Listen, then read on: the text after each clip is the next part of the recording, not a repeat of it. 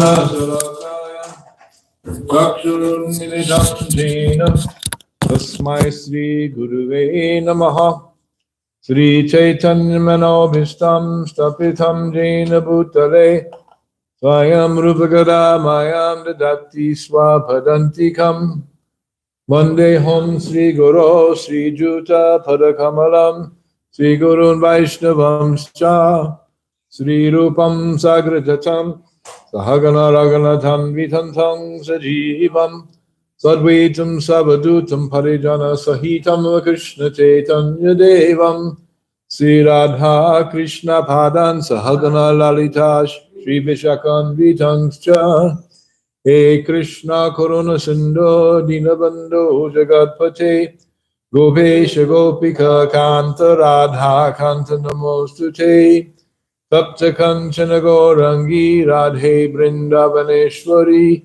Vrishabhanu Sute Devi Pranamami Hari Priye Vanchakapa Chubhascha Kripa Sindhu Vivacha Patitanam Pavanebhyo Vaishnavebhyo Namo Namaha Jaya Sri Krishna Chaitanya Prabhu Nityananda Sri Advaita Gadadhar Sivasari Gaura Bhaktavinda Hare Krishna Krishna Krishna Hare Hare Hare Rama Rama Rama Hare Hare Om Namo Bhagavate Vasudevaya Om Namo Bhagavate Vasudevaya.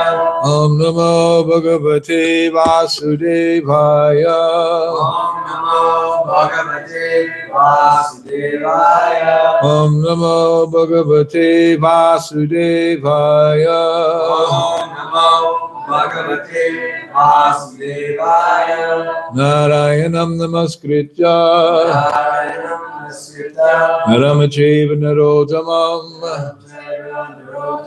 Devim Saraswatim Vyasam Devam Saraswati Vyasam Tato Jayamudiraye Nasta Preshu Bhadreshu Nityam Bhagavata Shevaya Bhagavad Yuttama Shloke Bhakti Bhavati Naistaki. Today, Thursday, September 19th, 2024. We're reading from Srimad Bhagavatam, Canto 4, Creation of the Fourth Order. Chapter number 24, chanting the song sung by Lord Shiva. Text number 39.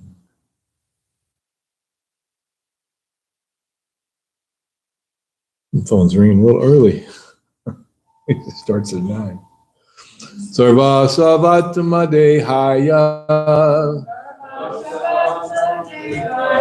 Visheshaya Stavishase Visheshaya Staviyase Namastrailokya Palaya Sahojo Balaya Cha Sarva Sarvatma Dehaya Visheshaya Staviyase Namastrailokya Palaya Saha Ojo Balaya Cha Sarva Sarvatma Dehaya Visheshaya Staviyase Namastrailokya Palaya Saha Ojo Balaya Cha Sarva Sattvatma Dehaya Visheshaya Stavishayase Visheshaya Staviyase Namastrailokya Palaya Saha Ojo Balaya Cha Sarva Sarvatma Dehaya Visheshaya Staviyase Namastrailokya Palaya Saha Ojo Balaya Cha. Anyone else? Okay. These synonyms. Sarva, all. Sattva, existence. Atma, soul. Dehaya, unto the body. Visheshaya, diversity. Staviyase, unto the material world. Namaha, offering obeisances. Trailokya, three planetary systems. Palaya, maintainer. Saha, along with. Ojaha, prowess. Malaya, unto the strength. Cha, also. Translation. This is Lord Shiva speaking. My dear Lord, you are the gigantic universal form, which contains all the individual bodies of the living entities. You are the maintainer of the three worlds, and as such, you maintain the mind, senses, body, and air of life within them. I therefore offer my respectful obeisances unto you. Please repeat. My dear Lord, you are the gigantic universal form, which contains all the individual bodies of the living entities. You are the maintainer of the three worlds. And as such, you maintain the mind, senses, body, and air of life within them. And as such, you maintain mind, senses, body, and air of life. I therefore offer my respectful obeisances unto you. Therefore offer my respectful obeisances unto you. Purport by His Divine Grace, Srila Prabhupada. As the individual body of the living entity is composed of millions of cells, germs, and microbes, the universal body of the Supreme Lord similarly contains all the individual bodies of the living entities. Lord Shiva is offering his obeisances to the universal body, which includes all other bodies, so that everyone's body may fully engage in devotional service. Since this individual body is composed of senses, all the senses should be engaged in devotional service. For instance, the smelling instrument, the nose, can engage in smelling the flowers offered to the lotus feet of the Lord, and the hands can engage in cleansing the temple of the Lord. Indeed, being the life air of every living entity, the Lord is the maintainer of the three worlds. Consequently, he can induce every living entity to engage in his real life's duty with full bodily and mental strength. Thus, every living entity should serve the Supreme Personality of Godhead by his prana, life, urta, wealth, intelligence, and words. As stated in the Srimad Bhagavatam 10:22-35. Itavaja janma sapalhyam dehinam miha dehishu pranayar artayar diha vacha shreya archaranam sada. Even though one may desire to engage in the service of the Lord, without sanction one cannot do so. Lord Shiva is offering his prayers in so many different ways in order to show living entities how to engage in the devotional service of the Lord. This is really good stuff here.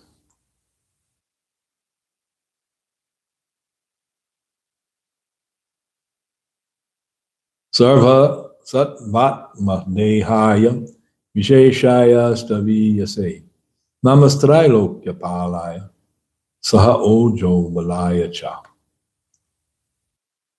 My dear Lord, you are the gigantic universal form which contains all the individual bodies of the living entities. You are the maintainer of the three worlds, and as such you maintain the mind, senses, body, and air of life within them. I therefore offer my respectful obeisances unto you. Mukum karoti bachalam pangam lagayate girim jatkripa tamaham bande sigurum dilatarinum.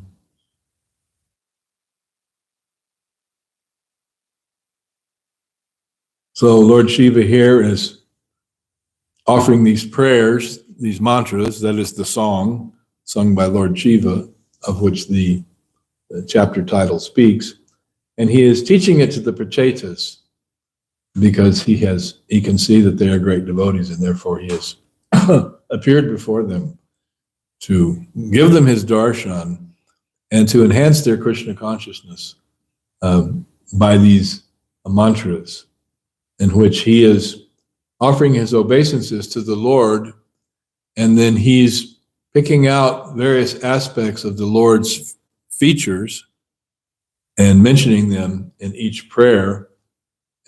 He's been dwelling for a couple of verses on Aniruddha, the fourth member of the Chaturvyuha expansion of the Lord, Vasudev, Sankarshan, Aniruddha, and Pradumna.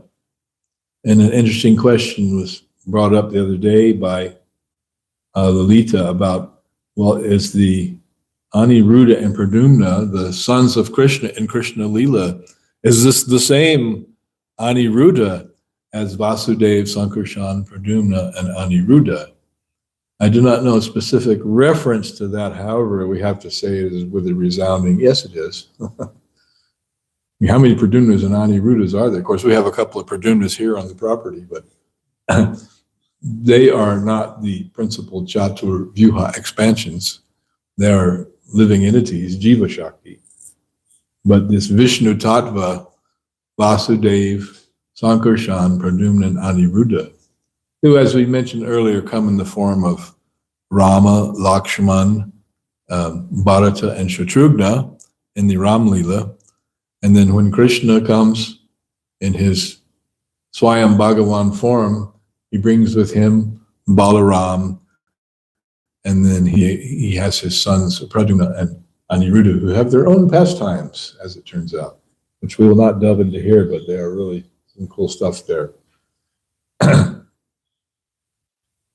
Now, this is very interesting to me personally. When I was about 15 years old, one night, I was alone in the front yard, actually sitting in a tree, and I was lamenting because none of my friends were around, because usually we all hung out in a group. And no one was around, I was all by myself. So I was looking up at the sky, had a good view of the sky and the stars. Back in those days, this would be about 1973, so you could see more stars in the sky, even in the urban areas then. And I was looking at the moon was present, and the stars, and suddenly I realized that the universe was God. Because there is an innate desire inside of everyone to know what is God, and sometimes that desire comes out. And this just popped out with no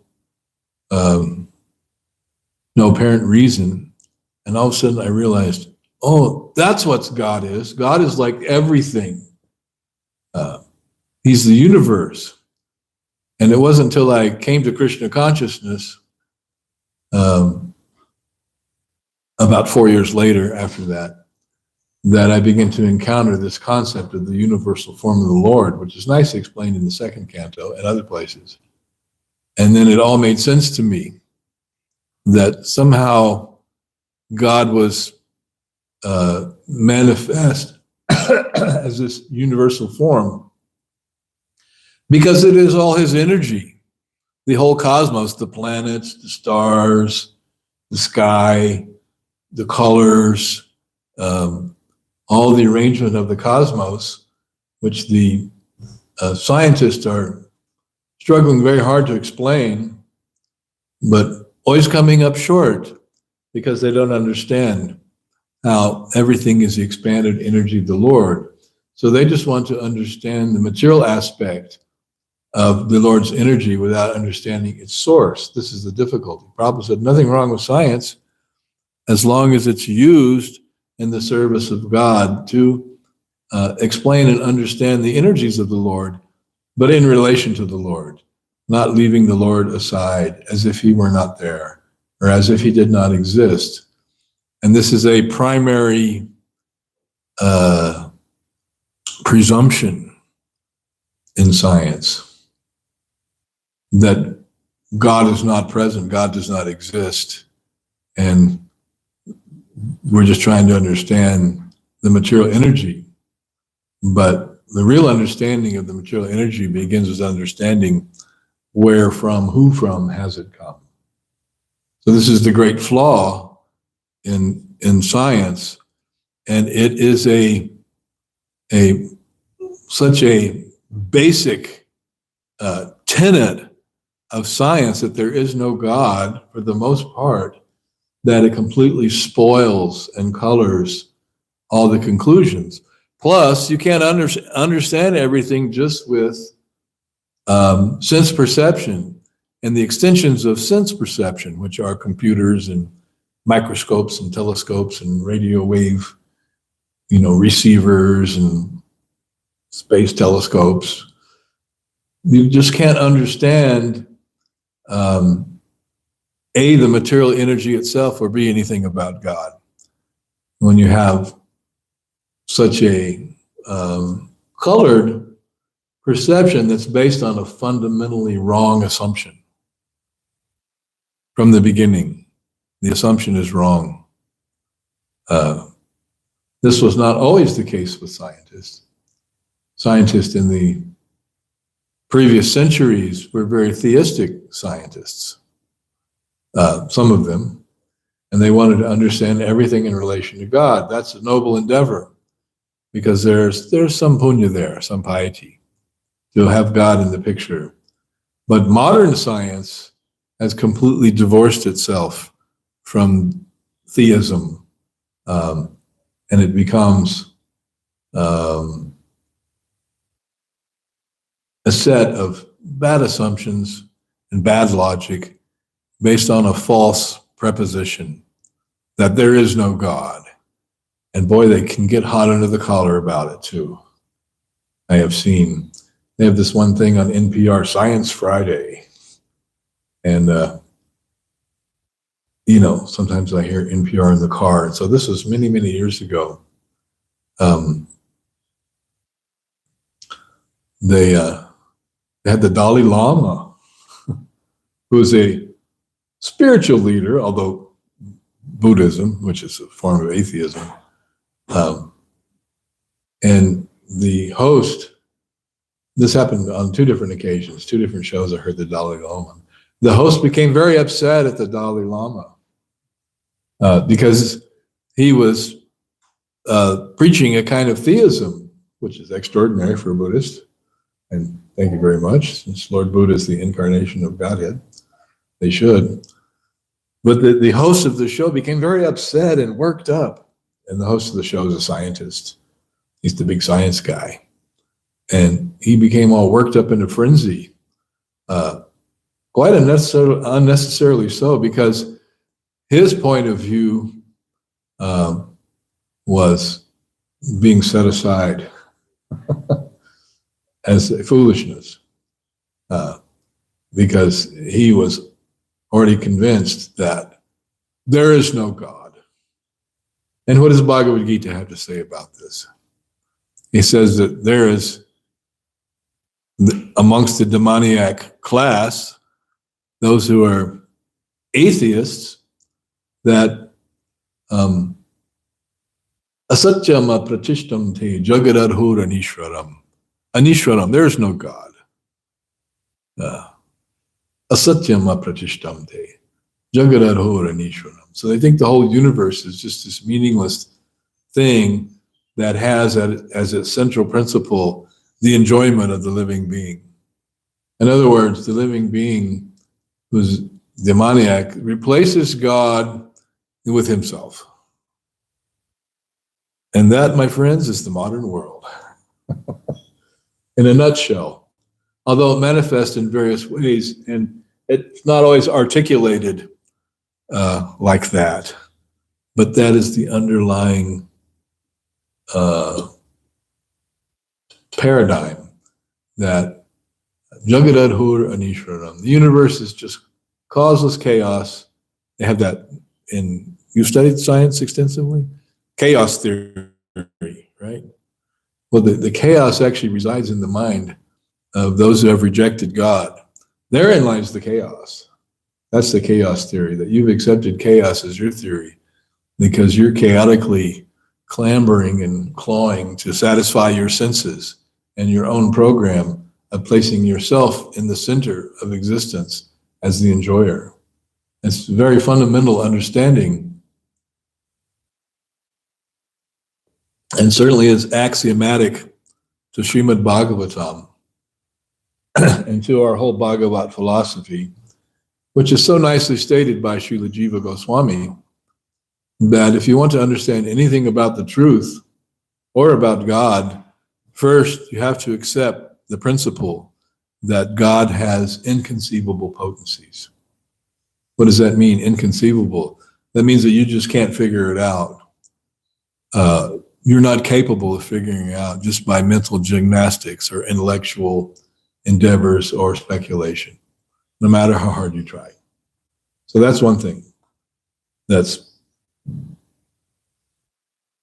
And as soon as I encountered this concept of the universal form of the Lord, suddenly I realized that's what I had been thinking, that this manifestation, this cosmic manifestation, can be taken as the form of the Lord, but that form of the Lord is for those who are very neophyte and can go beyond that to understand more about the personal feature of the Lord, his transcendental feature, beyond simply the cosmos.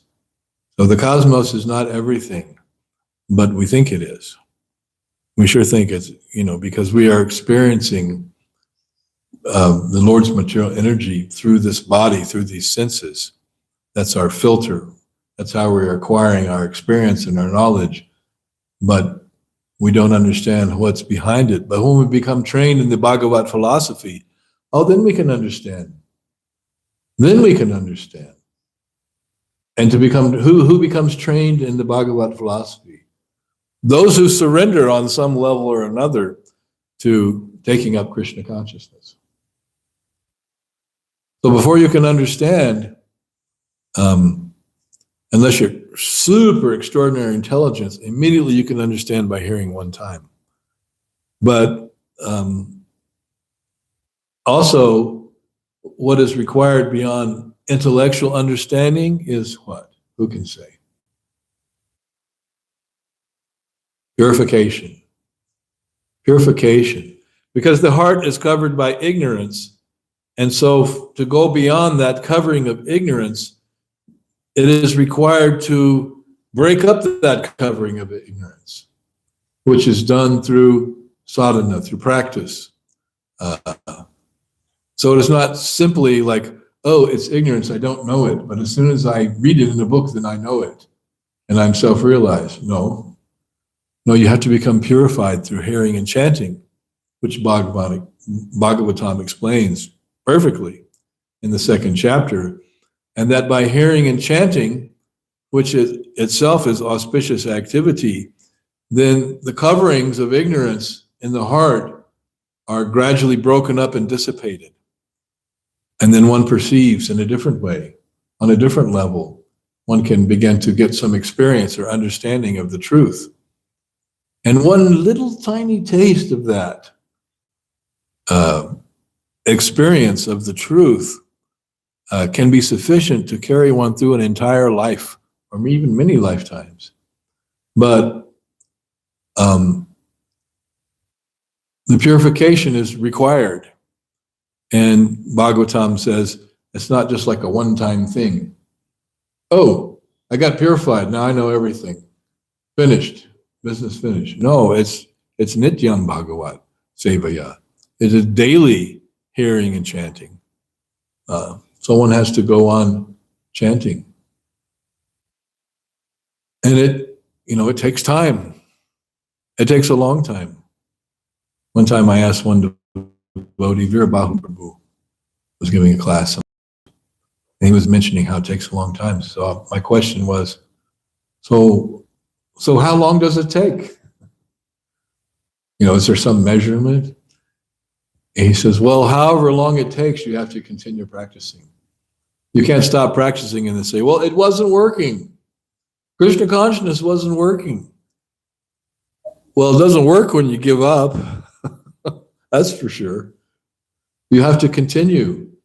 And then gradually, you become purified more and more and more and more.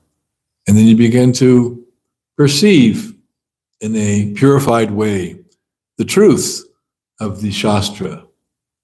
And by service and hearing and chanting, then gradually, you become elevated. And ultimately, it's actually guaranteed for one who begins the process and sticks to it that they will go back home, back to Godhead.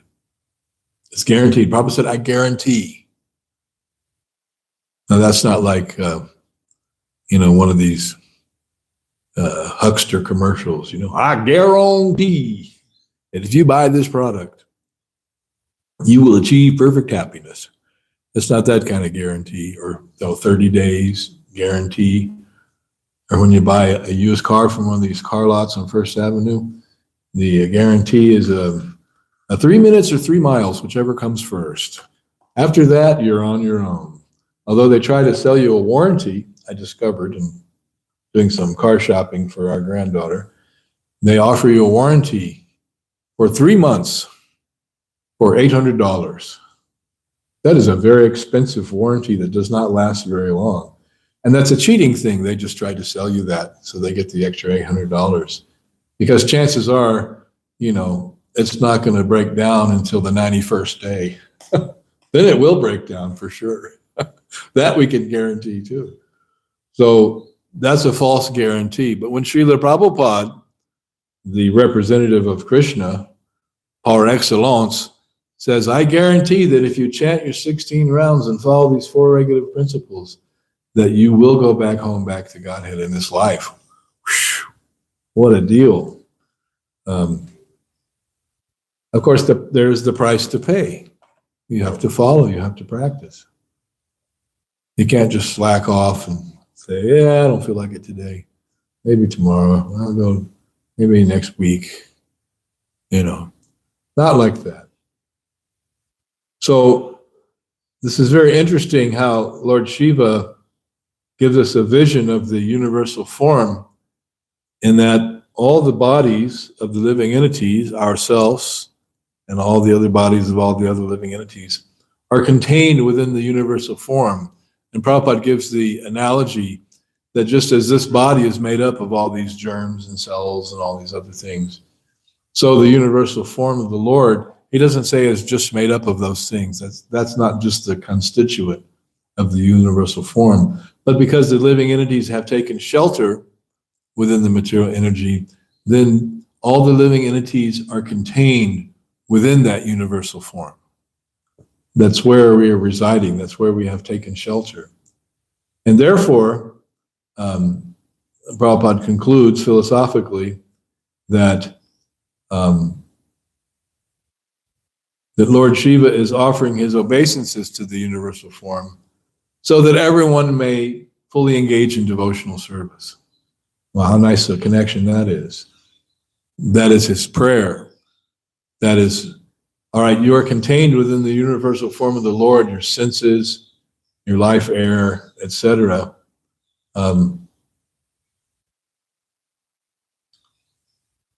Therefore, one's meaning of one's existence is to engage in the devotional service of the Lord. That's a bit of a leap for a faithless person. But for devotees, it is not a leap at all. It's just a natural conclusion That if you understand that the Lord, He is the maintainer of your life air, He is the master of the senses, Rishikena, Rishikesha, even in Bhakti Uchate, then when one understands these things, one engages one's senses in the service of the master of the senses. That is natural. In other words, devotional service is the natural position of the living entity. But because of our attachment to being the enjoyer and that covering of ignorance on our heart, we don't get it exactly. But that is the real fact. And when we do engage in that devotional service, then the whole spiritual strata, the whole spiritual reality is opened up to us. Mahat Sevam Dwaram Ahurvimurtas. That doorway is open for those who engage in the service of the Lord. And you can go through that door. Otherwise, there are other doors. Like, let's make a deal. Is it behind door number 1, door number 2, or door number 3? What's door number 1? Service to the great devotees. Okay, that's the one you should pick. What's behind door number 2? The life of sense gratification. That's the wrong door. Don't choose door number 2.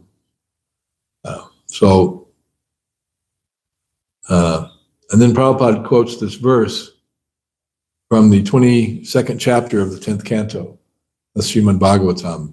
Etavad janmasa bhalyam dehinam iha dehishu pranayar artar diya bacha shreya acharanam sada. And I thought it would be nice if we could go to that 22nd chapter and understand this verse in that context. Let's see.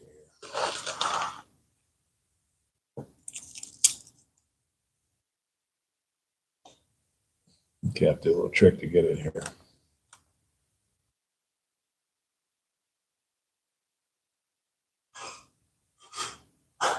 So,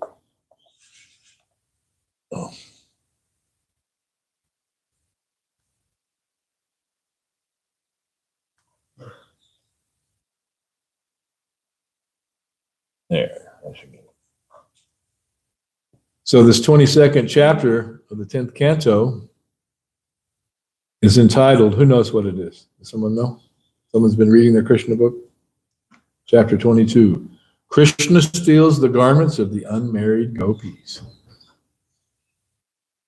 Wow. Now that's really something. So this verse about pranayar artar diyar vacha, the life air, the intelligence, the words, and the wealth being used occurs not in the section of the chapter about the stealing of the garments of the gopis. Rather, right after that, there's an introduction to the next chapter, sort of a leading in. But this chapter is so wonderful. When I read it, I was like, oh, I think it would be nice for everyone to hear this. It's not something we hear every day. And as everyone here is advanced enough, we should read this. So Shukadev Goswami said, during the first month of the winter season, the young unmarried girls of Gokula observed the vow of worshiping goddess Katyayani. For the entire month, they ate only unspiced khichdi. What? No chutney with the khichdi? Very difficult. My dear king, after they had bathed in the water of the Jamuna just as the sun was rising, the gopis made an earthen deity of goddess Durga on the riverbank.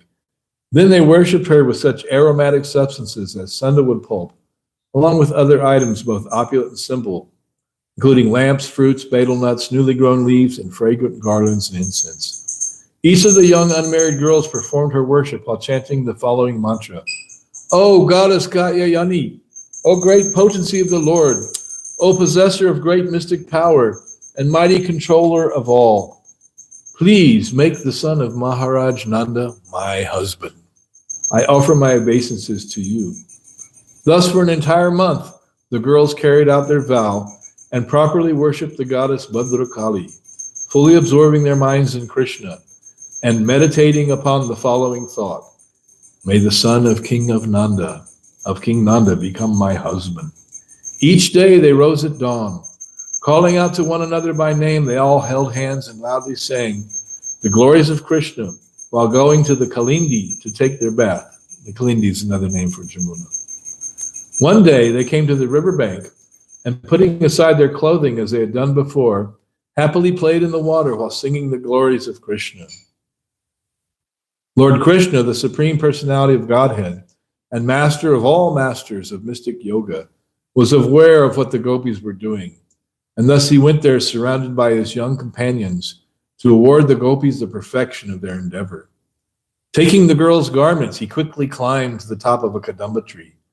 Then, as he laughed loudly, and his companions also laughed, he addressed the girls jokingly. Lord Krishna said, "My dear girls, you may come here, each as you wish, and take back your garments. I'm telling you the truth and not joking with you, since I see you are fatigued from executing austere vows. I have never before spoken a lie, and these boys know it. Therefore, O slender-waisted girls, please come forward, either one by one or all together, and pick out your clothes." Seeing how Krishna was joking with them, the gopis became fully immersed in love for him. And as they glanced at each other, they began to laugh and joke among themselves, even in their embarrassment, but still they did not come out of the water. As Sri Govinda spoke to the gopis in this way, his joking words completely captivated their minds. Submerged up to their necks in the cold water, they began to shiver. Thus they addressed him as follows. The gopi said, "Dear Krishna, don't be unfair. We know that you are the respectable son of Nanda and that you are honored by everyone in Braja. You are also very dear to us. Please give us back our clothes. We are shivering in the cold water. Oh, Shamasundar, we are your maidservants and must do whatever you say, but give us back our clothing. You know what the religious principles are, and if you don't give us our clothes, we will have to tell the king. Please." The Supreme Personality of God had said, "If you girls are actually my maidservants, and if you will really do what I say, then come here with your innocent smiles and let each girl pick out her clothes. If you don't do what I say, I won't give them back to you. And even if the king becomes angry, what can he do?" Then, shivering from the painful cold, all the young girls rose up out of the water, covering their pubic area with their hands. When the Supreme Lord saw how the gopis were struck with embarrassment, he was satisfied by their pure loving affection. Putting their clothes on his shoulder, the Lord smiled and spoke to them with affection. Lord Krishna said, "You girls bathe naked while executing your vow, and that is certainly an offense against the demigods. To counteract your sin, you should offer obeisances while placing your joined palm above your heads. Then you should take back your lower garments." Thus the young girls of Vrindavan, considering what Lord Achyuta had told them, accepted that they had suffered a fall down from their vow by bathing naked in the river. But still they desired to successfully complete their vow. And since Lord Krishna is himself the ultimate result of all pious activities, they offered their obeisances to him to cleanse away their sins. Seeing them bow down like that, the Supreme Personality of Godhead, the son of Devaki, gave them back their garments, feeling compassionate toward them and satisfied by their act. Although the gopis had been thoroughly cheated, deprived of their modesty, ridiculed, and made to act just like toy dolls, and although their clothing had been stolen, it's like, come on, right? They did not feel at all inimical towards Lord Krishna. Rather, they were simply joyful to have this opportunity to associate with their beloved. The gopis were addicted to associating with their beloved Krishna, and thus they became captivated by him. Thus, even after putting on their clothes, they did not move. They simply remained where they were, shyly glancing at him. The Supreme Lord understood the determination of the gopis in executing their strict vow. The Lord also knew that the girls desired to touch his lotus feet, and thus Lord Damodar Krishna spoke to them as follows. O saintly girls, I understand that your real motive in this austerity has been to worship me. That intent of yours is approved by me, and indeed it must come to pass. The desire of those who fix their minds on me does not lead to material desire for sense gratification. Just as barley corns burnt by the sun and then cooked can no longer grow into new sprouts. Go now, girls, and return to Braja. Your desire is fulfilled, for in my company you will enjoy the coming nights. This is a prelude to the Rasa dance. After all, this was the purpose of your vow to worship Goddess Katyayani, O pure-hearted ones. Shukadeva Goswami said, thus instructed by the Supreme Personality of Godhead, the young girls, their desire now fulfilled, could bring themselves only with great difficulty to return to the village of Braj, all the while meditating upon the Lord's lotus feet. So that's the first part of the chapter. That, I mean, what can you say? It's such an amazing pastime. You think, oh boy, they would have been mad at Krishna. And no, they didn't cuss him out. They didn't throw mud at him from the bank of the Jamuna. But they just appreciate the fact they got to associate with him and that they followed his instructions. And this way he fulfilled their desire. An amazing pastime. Not for everyone, but this is an advanced group here, so you can understand. So, a little while later, Krishna and Balaram and the boys were herding the cows, and they were, hey, don't do that. They were taking shelter under the trees to get some shade, and Krishna said to his friends, O Subal and Arjuna, O Vishal, Vrishabha, Ojaswi, Devaprastha, and Varutapa, just see these greatly fortunate trees, whose lives are completely dedicated to the benefit of others. Even while tolerating the wind, rain, heat, and snow, they protect us from these elements. Just see how these trees are maintaining every living entity. Their birth is successful. Their behavior is just like that of great personalities. For anyone who asks anything from a tree never goes away disappointed. These trees fulfill one's desires with their leaves, flowers, and fruit, their shade, roots, bark, and wood, and also with their fragrance, sap, ashes, pulp, and shoots. And then here comes this verse, text number 35. It is the duty of every living being to perform welfare activities for the benefit of others with his life, wealth, intelligence, and words. And generally, the devotees understand this verse with the description of prana, artha, diya, and vacha, life, wealth, intelligence, and words, to refer not just to performing some kind of mundane welfare activity for the homeless and the hapless and the helpless, but beyond that, that these are four things that everyone has. Intelligence, well, hopefully. Wealth, well, maybe not so much of that. One's words, yes. And then if you don't have any of these other things in sufficient quantity, you do have your life. So devotees take this as an indication of how one should perform activities of Krishna consciousness, which are meant to purify one and elevate one and draw one closer to Lord Krishna in devotional service, but also to benefit the world. By engaging in service to Krishna, then everyone is benefited. One's previous generations of one's family and future generations are given liberation just by one becoming a devotee. So here is the prescription, and that is a more of an inner meaning of this verse for devotees, that these are the things you have: your life, your wealth, your intelligence, your power of speaking, and these are meant to be surrendered or given for Krishna, to Krishna, for Krishna's benefit. And that is a big ask. So what do you have to do to be Krishna conscious? Oh, just 4 things. Give all your money, your words, your intelligence, and your whole life to Krishna. That's all. Oh, really? That's quite a bit.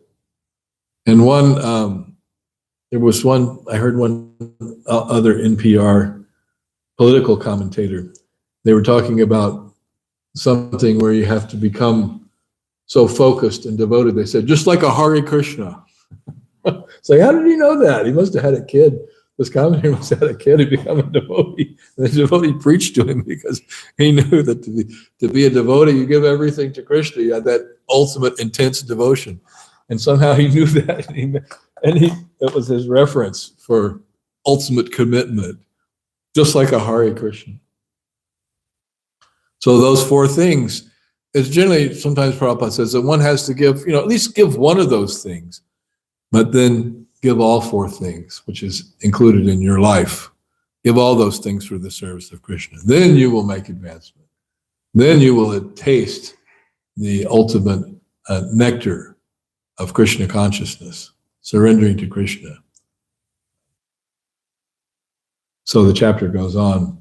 But this is such an important verse, and Prabhupada quotes it time and time again and refers to it, and he's very nicely done so in the purport to today's verse, where Lord Shiva is glorifying Lord Aniruddha for being manifested as the entire cosmos and giving shelter to everyone, and thus an opportunity for everyone who, although covered by Maya, here's a chance to engage in the devotional service of the Lord, who is the master of your life air, the controller of your senses, and the fulfiller of all desires. So we'll stop here. Questions, comments, realizations. This is some good stuff, by the way. I think you might agree. Yes. He's not here. My understanding about the Chaturvyuha is that there's 2 Chaturvyuhas. There's the Chaturvyuha Dwarka and there's the Chaturvyuha Vaikuntha. I think that's explained either in Lord Chaitanya's talking to Sanatana Goswami or in the Adi Leela, but it's that Sankarshan expands into another Chaturvyuha from Dwarka. Yes. And then there's 4-handed Chaturvyuha. That's like the Vishnu form Chaturvyuha. And from them come this creation. As far as I know, all the expansion of the Chaturvyuhas are 4-armed Vishnus. Yeah, but what about like Aniruddha and Dwarka? They're You just can't see them. The residents of Jagannath Puri are understood to having 4-armed forms. So you go to Jagannath Puri now, you will not be seeing those arms. Yeah, it says They can be seen by special vision only. So, of course, Krishna manifests as Krishna in his 2-armed form. Like in Bhagavad Gita, Arjuna sees all the universal form, and then Krishna is form, Vishnu form. And he says, let me see you like as the real Krishna that I know again, please. This little stuff's a little intense. This is 4-armed Vishnu in the universes and all the killing of everybody. But that is the original form of Krishna in Vrindavan. And then he expands himself for his pastimes in Dwarka. And then in the spiritual world, you find Ayodhya and Dwarka and the different planets where the Lord manifests his different leelas. And this is all nicely revealed in the Brihad Bhagavatamrita, Sri Sanatana Goswami. Yeah. In the journey of Gopal Kumar, who goes to all the places, to all the Vaikunthas, but he's reluctant to give up his cowherd dress, which he does at some point, but then he takes it back again, and his identity as a cowherd boy in Braj, in the friendly relationship with Krishna. But it is a very revelatory journey for all of us to see the entire range of material cosmic and spiritual, the spiritual cosmos reality, which is just mind-boggling. Great book. Is mind-boggling. So, yes, Krishna does expand himself first as Balaram, and then Balaram expands himself into the Chaturvyuha, the first Chaturvyuha. Then there's another Chaturvyuha. Actually, there may be even more. The Lord is unlimited.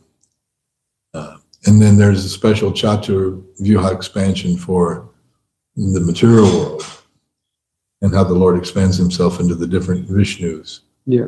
Karnadakshaya Vishnu, Garbhodakshaya Vishnu, Shirodakshaya Vishnu, which is touched on in Krishna book and elaborately explained in the Chaitanya Charitamrita, where everything is elaborately explained. Yeah. But then there are further elaborations and explanations in the writings of Rupa Sanatana and Jiva Goswamis, which are some really great stuff there, and is being translated gradually, bit by bit, by devotee Sanskrit scholars and self-realized persons. Of course, Gopi Pranadana has presented the Bhagavatamrita.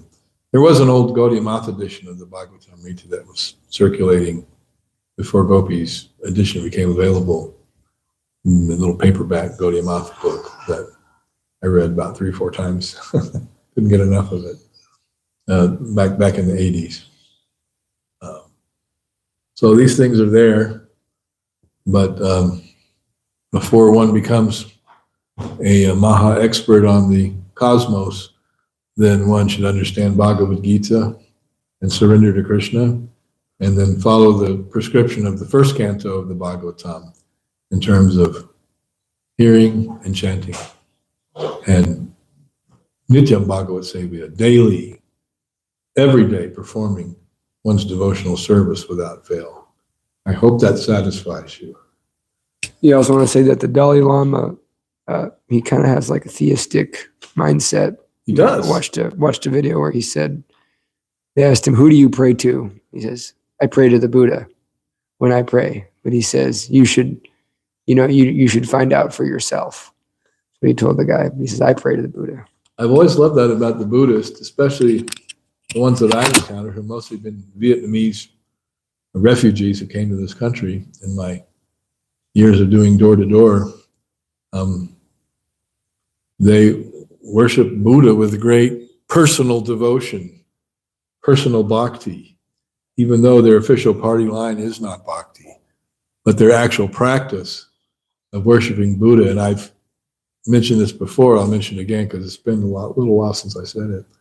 The one old fellow, the old Vietnamese fellow, they always have the electric incense, this incense sticks that don't actually burn, but they can't burn incense every day, so they have a thing and it's plugged in and it has a little red glowing tip, the electric incense. You can always see it through their front window, their Buddhist altar. They have offerings of mangoes and pictures of the ancestors, the forefathers. And so I told him, I said, that is a very nice Buddha altar you have in your house. And he said, almost with tears in his eyes, with great fervor and devotion, he says, I worship Lord the Buddha every day of my life. So that Nityam Bhagavat Sevaya is actually kind of bhakti, and that's Buddha's trick. He tricked them. Their official party line is there is no God, and it's a sort of a I don't know the word, impersonal, godless understanding of reality, but yet they're worshiping Lord Buddha in some places, like in Thailand, very elaborate deities, golden Buddhas, and offering incense and prayers and flowers and making nice arrangements and fruits, patram pushpam palam toyam, yome bhakta prayachati, is exactly what they're doing. The Lord Buddha, who is a manifestation, he's one of the 10 avatars. Keshavadrita Buddha Sharira Jaya Jagadish Hare. So, according to Jayadev Goswami, he's one of the principal 10 incarnations of the Lord, and he's very famous. So their bhakti, their love, they try to manifest for Lord Buddha. I mean, they're not exactly reading Srimad Bhagavatam every day and grasping the whole Vedic philosophy, but nonetheless, because the living entity is naturally within his heart a devotee of Krishna, it comes out. And it is surprising. It surprised me because you always hear about devotees. Oh yeah, the Buddhists are a bunch of atheists, this and that. But actually to see that bhakti, then you begin to understand. This Buddha is very expert. He has tricked them into worshiping him, and he's the Lord. So, pretty smart. Good trick. It worked. And then there's a whole nother lengthy explanation about how in the Kali Yuga, the Vedic concept was thrown out and then reestablished, and then finally reached its perfection in the manifestation of the Sankirtan movement of Lord Chaitanya Mahaprabhu and the true Vedic philosophy of Achintya Bheda Bheda Tattva. Okay, anyone else? All right, we'll stop here. Thank you all very much. Srila Prabhupada ki jai. Srimad Bhagavatam ki jai.